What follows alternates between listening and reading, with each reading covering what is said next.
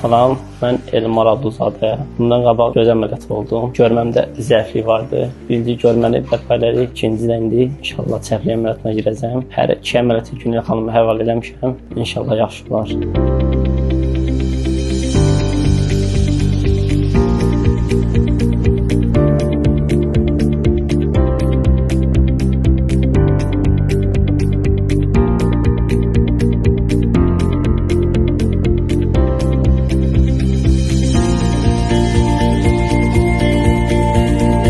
Pasiyentim dəfələrlə müxtəlif klinikalarda, müayinələrdə olmuşdur.